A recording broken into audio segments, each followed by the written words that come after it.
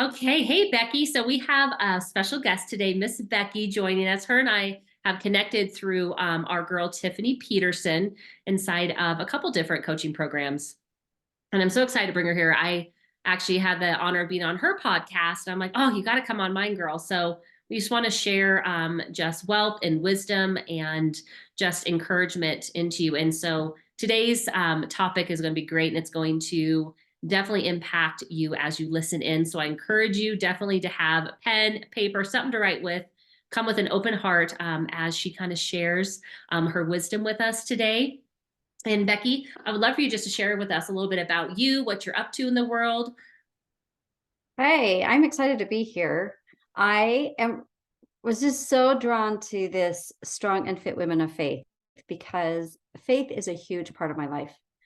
And I just always looking for ways of shining light, shining faith, giving people hope that things can be better than what they are when it just feels so stuck or in Mm, limbo or stagnant. Like it can be so much better because my background is I felt that way a lot mm. in my past, and I'm a mother of five, and they're all adult children now, and so I've been through a lot of years of being mom and being needed, Mm. and so I'm kind of in a shift of finding a new identity, and all of this is just my faith has pulled me through, and I'm really excited to find new ways of sharing faith and light. Oh, I love that. I love that. And what does a strong and fit woman of faith, what does that even mean to you? How does that resonate with you? Well, the word strong, I truly believe that in the strength of the Lord, I can do all things. So I truly turn to God for strength. Yes. Fit to me is my health, my physical well-being, my yeah, the physical side of being healthy and fit, and so involving God in all of that, in all of the process is really important part to me. So when I think strong and fit women of faith, it's through our faith, through Jesus Christ, that we can be better and capable of doing more than we think we can. Yes, and amen. I love that. I'm actually listening to this book. It's called You Too Can Be Prosperous. And it's really about helping those who have grown up thinking that to be, followers, you have to be poor, right? And people think he was a carpenter. I'm like, Jesus had everything he needed whenever he needed it. He had liberty, and so it's reprogramming that mindset, right? Like you said, and also an identity as a follower. Like we have to continually renew our mind on what is right, what is true. And those unchanging principles that were established. And I love that because, we can only do things through him, right? Because apart from him, we can do nothing. And I love that reminder because I know for me on my own journey of just having a business, it's like, oh, the ups and the downs that, if we live so much in the mortal plane, there is a lot of being tossed to and fro. But if we're anchored in what is true, what is unseen, that's really where I feel that's what's real, Right. right? That's what's Right. real. And it's like getting out of our physical and into that spiritual place. It's like, oh, wait, I have everything I need. Oh, Mhm. wait, it doesn't matter what things look like here, what my bank account is, or how many of this, or how much of that, or it doesn't matter because I have everything I need. And so therefore it will come into physical manifestation at the right time in the right way if we believe for it, right? Like I just love that. Right. I I love love that. that. And I know off before we hit record, we were chatting about a podcast episode I'm going to do next week, a solo one. And you were like, Carrie, I wanted to talk about this. So the idea of identity, right? And you had said about how our habits form our identity, right? So I'd love for you to share more about that. Yes. I the last couple of years, I've really focused on some fundamental habits. And these things are I've done a program with Brooke Snow, and it comes from her, so it's not my original idea, but I have put it into practice. And I've been following 8 fundamental habits for the last couple of years, and I've seen such a huge identity shift for myself. Mm, And so that's what I'm just really excited about is there's 4 physical habits. okay. It's what we eat, our movement, our sleep, and meditation, like calming our Yeah. mind.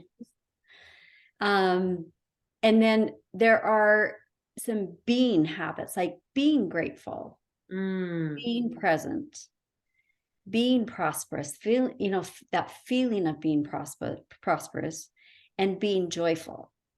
And yes. so those 8 fundamental habits I have really been exploring on a deeper level. Mm. And as I have done that, I have noticed that my mind, spirit, and body have become more aligned. Oh, I love that. And and it has changed and shaped my identity where now I see myself. I've changed my story of what I used to say. Like, oh, I should do um well, weight is a big one, and the way we see ourselves. Especially as And women. yes, it is. And that has been on my mind, like it is always eating at me. Oh, you shouldn't eat that because that's not good for you. Or you should do that, or you should do that. Or look at them. They have like this comparison, this Yes. self-judgment, this self-blame or feeling shameful for doing something. And like all of that place, I was just bouncing all over in that place. Mm. And once I started really digging deeper on my habits and being very true to my habits and what helps me feel more aligned with my true identity, my thoughts have changed. The stories I'm telling myself have changed. Now my stories are I am happy. I Mm. am healthy. I am connected to God. I am peaceful. I am light. I am love. Like it's just this story has changed for me, and I now see that I see myself identify differently than somebody who's not doing enough or not being enough. I love that, right? You change your story, you truly change your life. And change our story really is all about the thoughts we think, the stories we tell ourselves over and over again on repeat is what our life is, right? Right. That's our identity. And in the word, it says, I am, right? He always said, I am what? It was never, I am poor, I am lackful, no, I am the way, the truth, and the life. I am this, right? Um, and I think that's how we make the identity shift.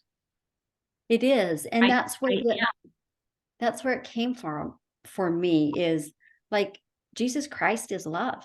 am. Mhm. Well, I am love. I am created in his image. Yep. And Jesus Christ is light. Well, I am light. Jesus Christ is peace. Well, I am peace.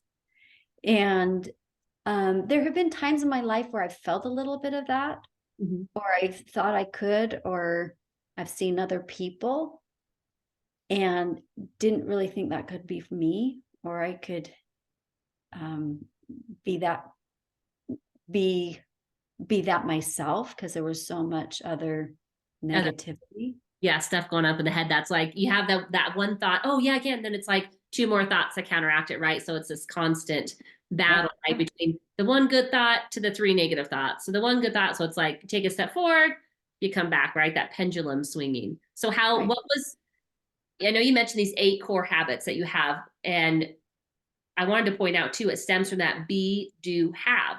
Like in the very beginning, Genesis, be fruitful, do multiply, do subdue, um, and have dominion, right? Be, do, have. And so those 8 fundamental habits you've been focusing on are the being part, which is that's just being again the identity to doing, right? Your physical part, your effort that you need to put in to then have that identity shift. What you're saying, you by doing these 8 core habits, you're now walking in the fruit of that, Right. right? Right. Yes, and I see them as creation principles of this seeing and saying, Mm, feeling, doing, and becoming. Like you're creating what you want to be more of. And that goes back to Genesis 2 of that's how God created the earth. Yeah. He made a blueprint. He taught, he could see Sure. this image of what he wanted. And Yep. then he spoke it.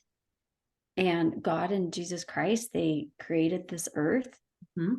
And it was good. I mean, good is a feeling. Yes.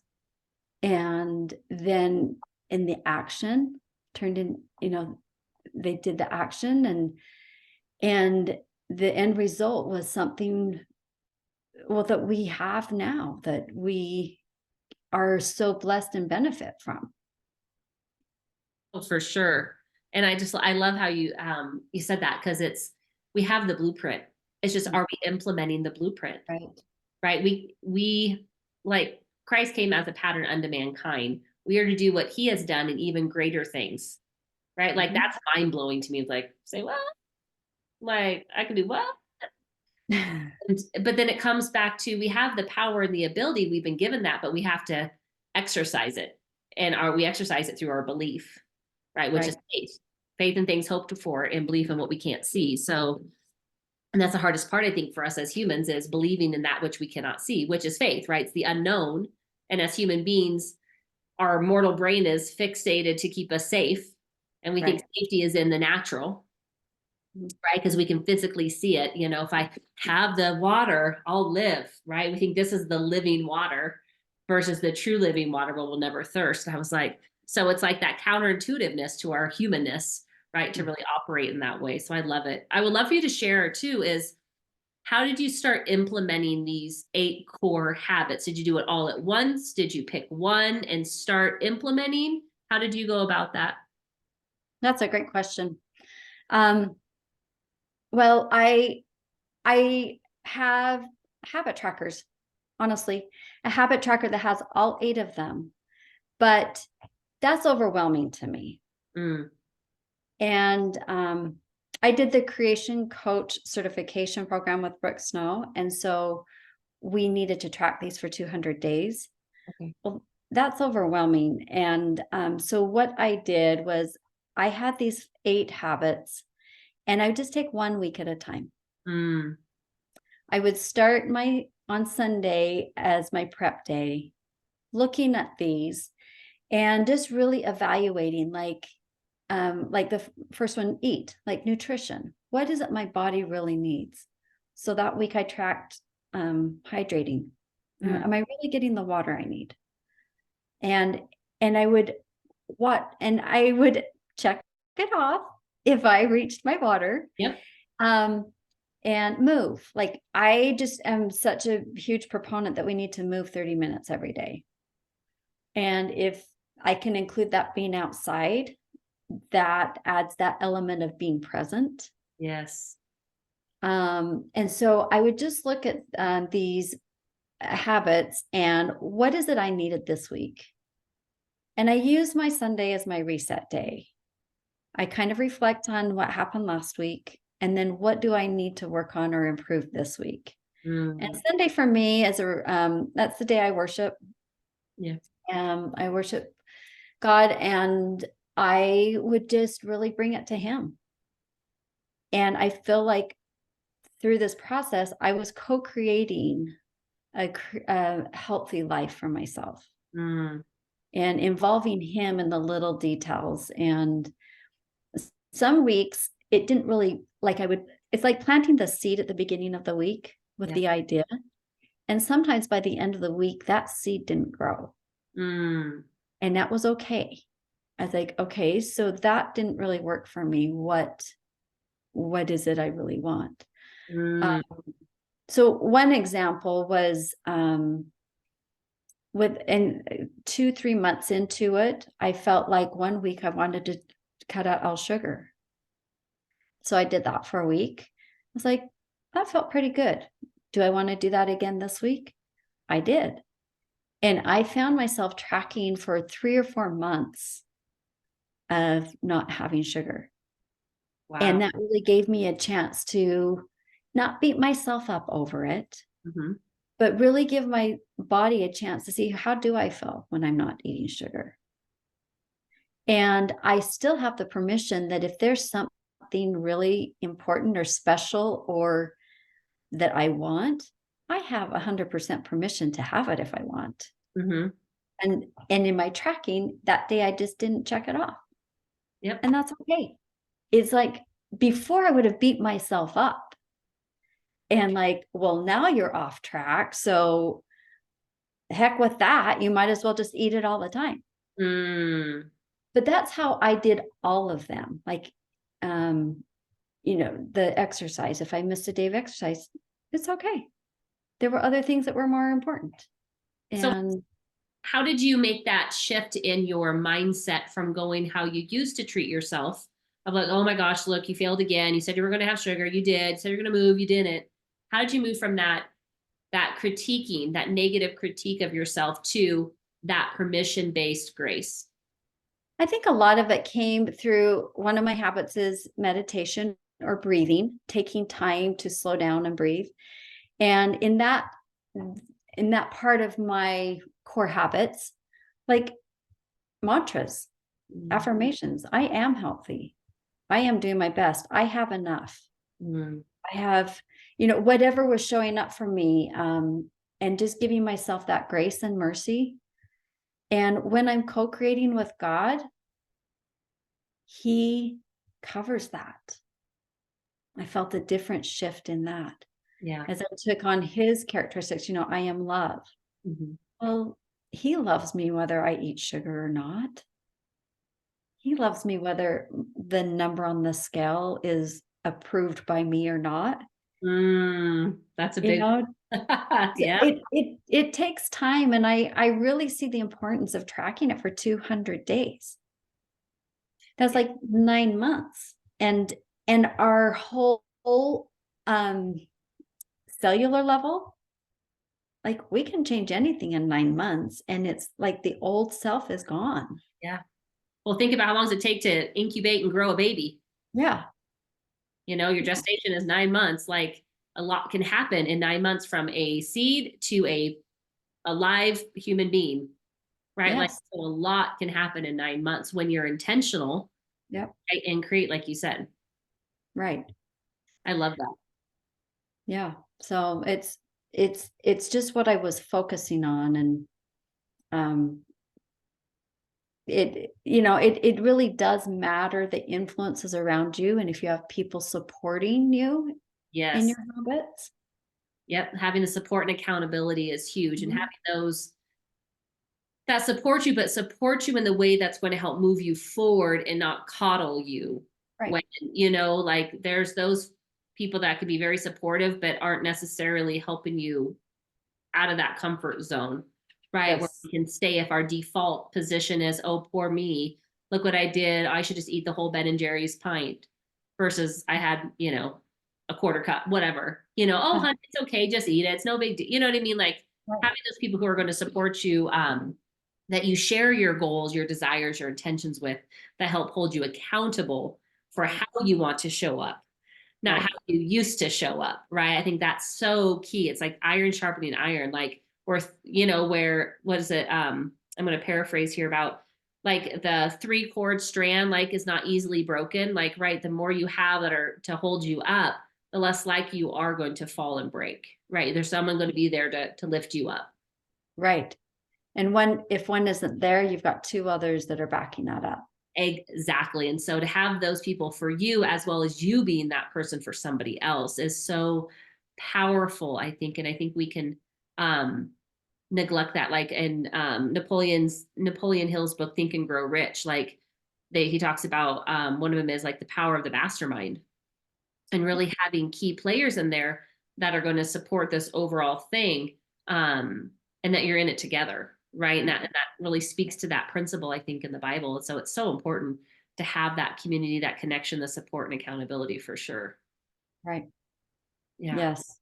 And that's what I'm excited about, supporting other people in their journey, and, being that accountability partner and being that support system to, guide through the habits, guide through, your intentions. What are you really focusing on?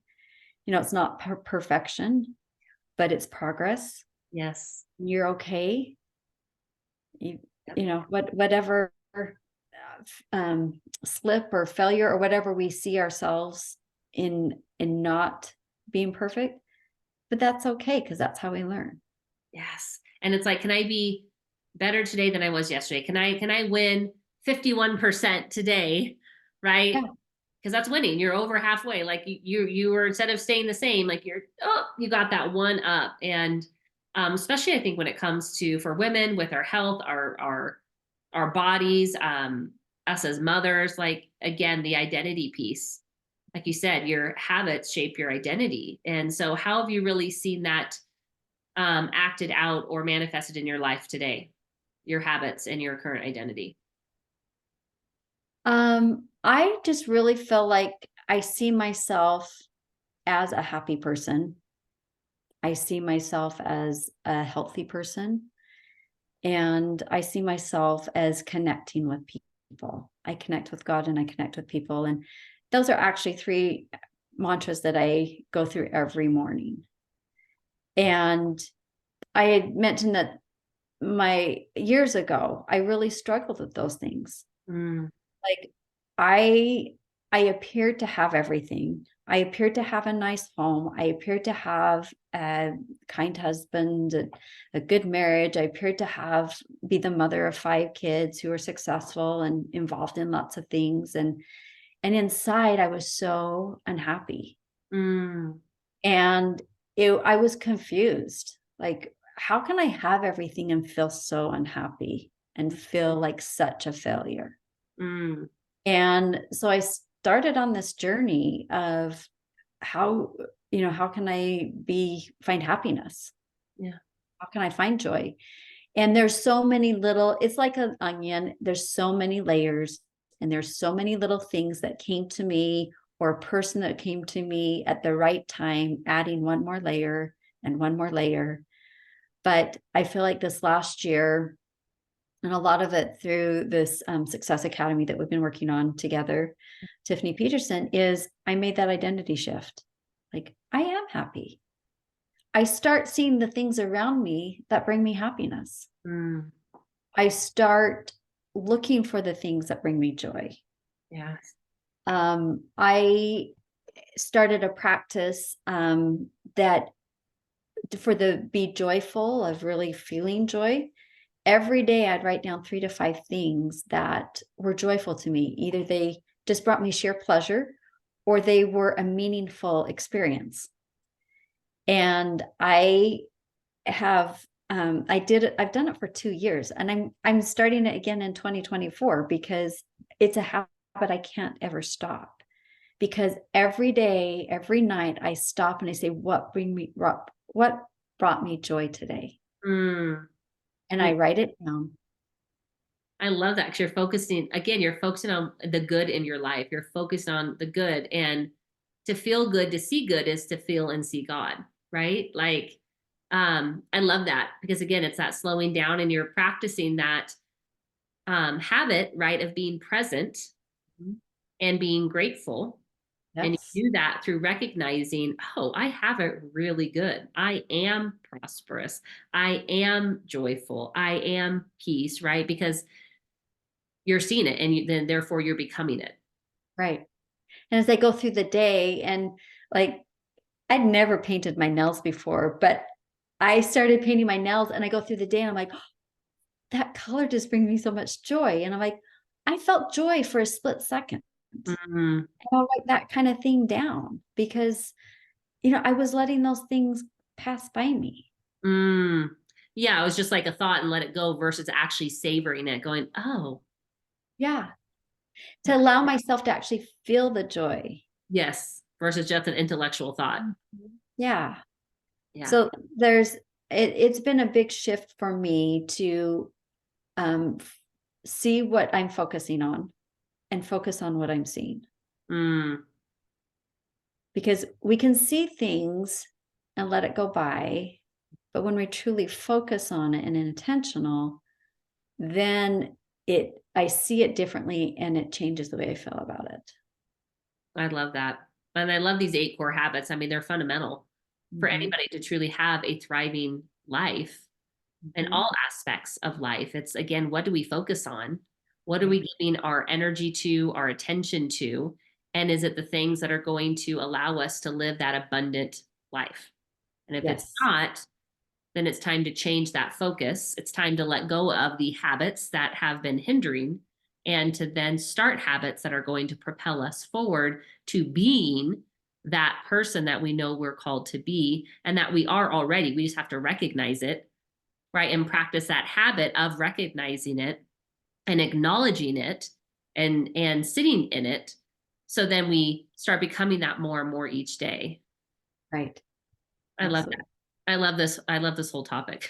I'm like, I love this whole topic because it's so powerful. Because it's, I think, as kids, right? Like we have wild imaginations, and we're doing all these things. We're playing, we're pretending, all this stuff. We don't have these worries and concerns, and then life starts happening. We're told, no, you can't do this. Stop dreaming. You got to do this. You got to do that, and we start being conditioned to the way of the world, and we forget to dream and possibilities and be like, yeah, of course I can. Why not?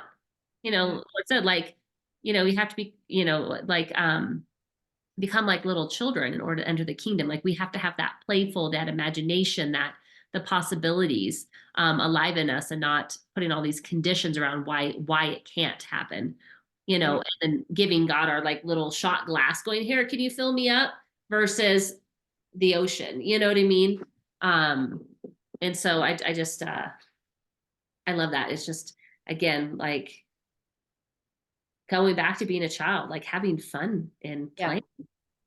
For me, as I became more of an adult, there was so much more pressure about being perfect, that I needed to do everything perfectly.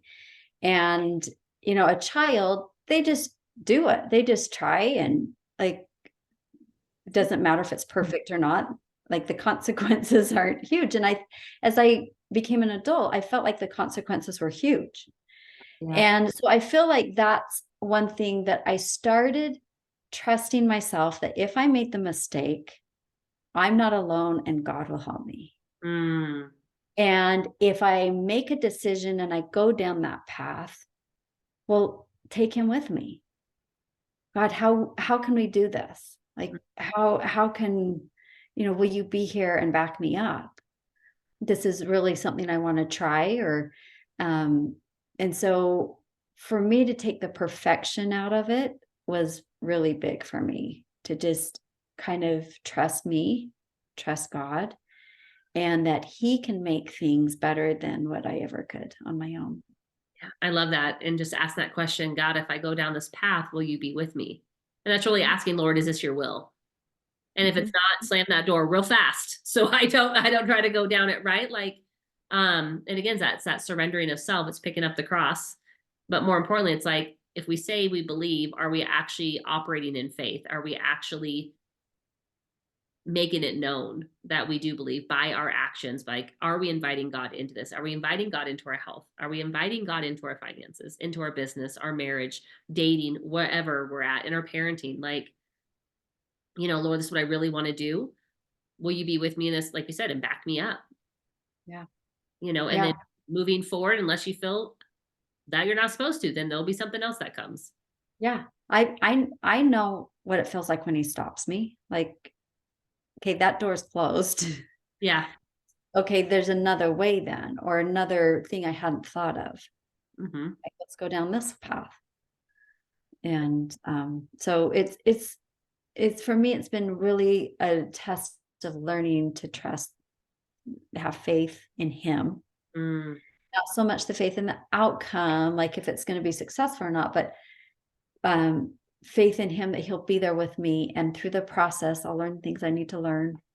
mhm, And I'll grow with him, in through him, in ways that he knows I can, that I maybe not even trust myself. mhm.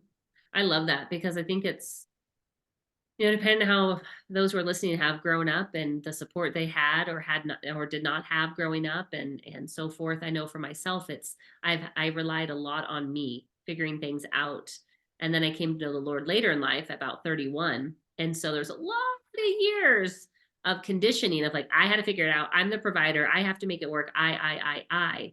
And now the last, 11 plus years has been being reparented and relearning. And so when you bring up trust, I'm like, yep, working on that still working on that. Again, for me, it's a daily battle of laying down what I want to do, how I think things should go, what I think it should look like, how much I should have, and all these things to, okay, Lord, what are we working on today?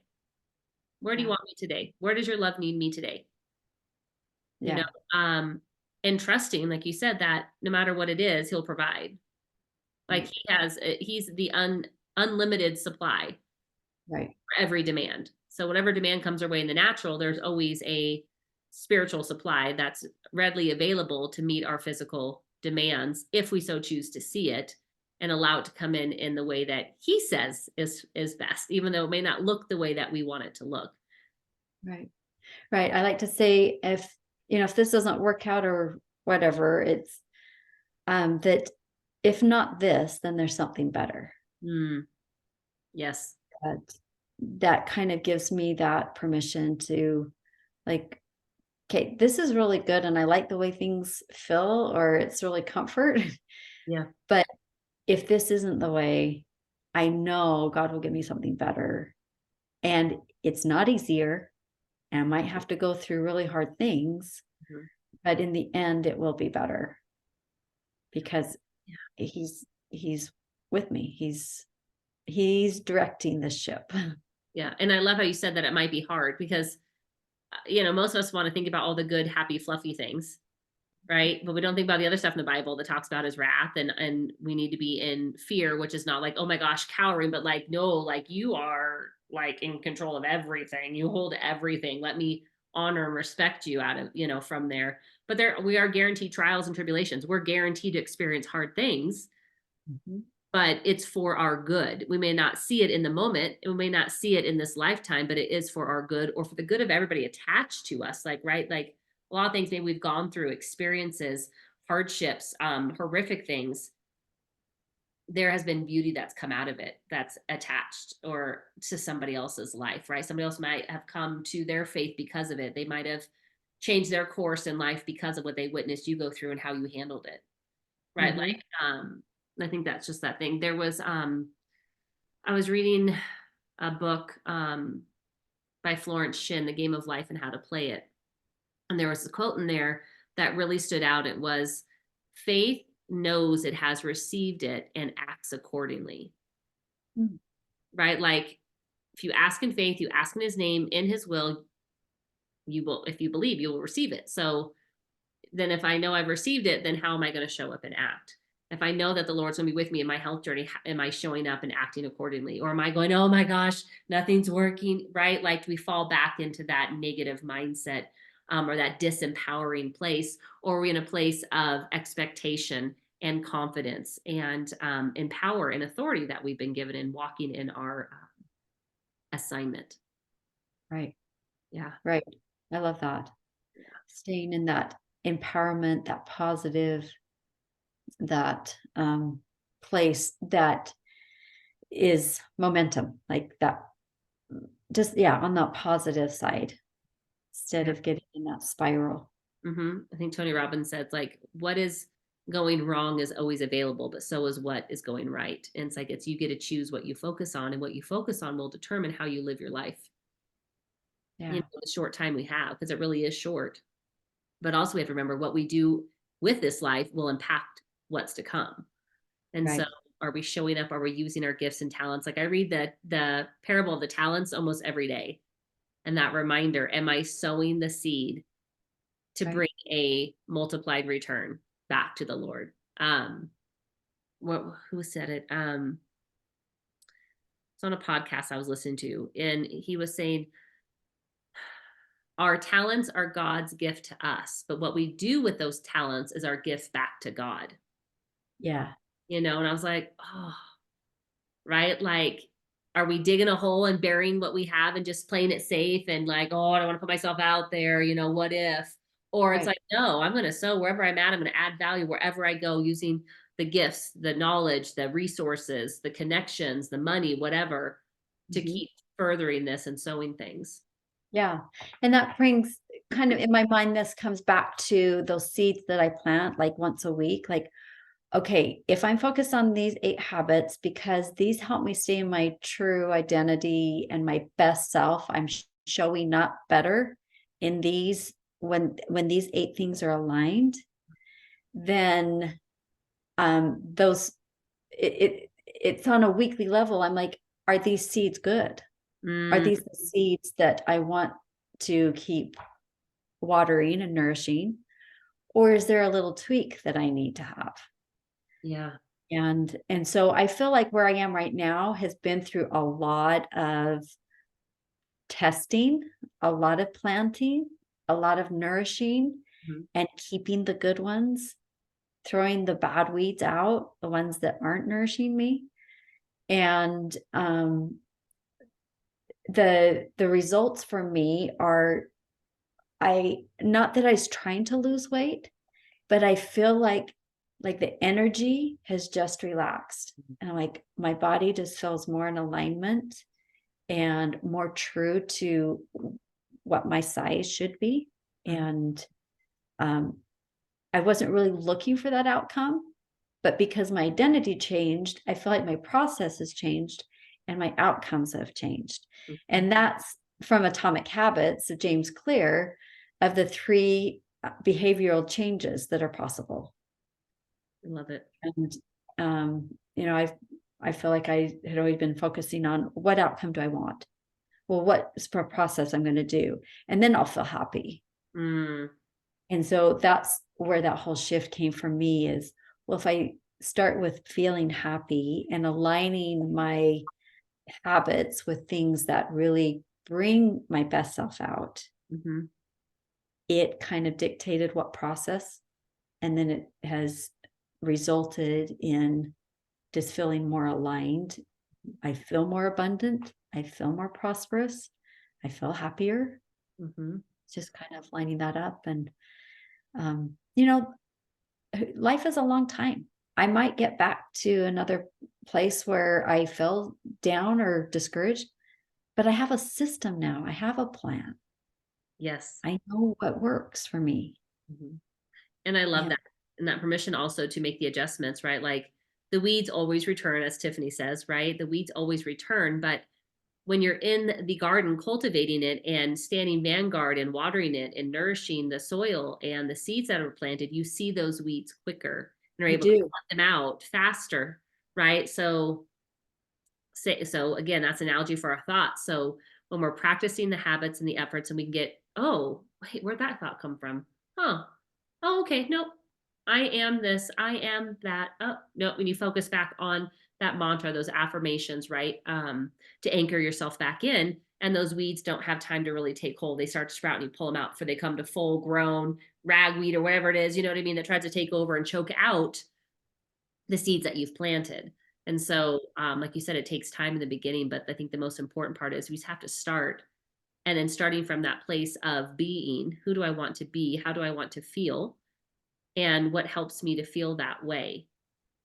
Right. And then that's, like you said, that's the process. That's the effort based actions we take that build that habit that then allow you to have that intended outcome, which is being happier, being healthier, being more vibrant, being more abundant and confident and successful, right? Because you're practicing feeling that now through the Right. actions you're taking.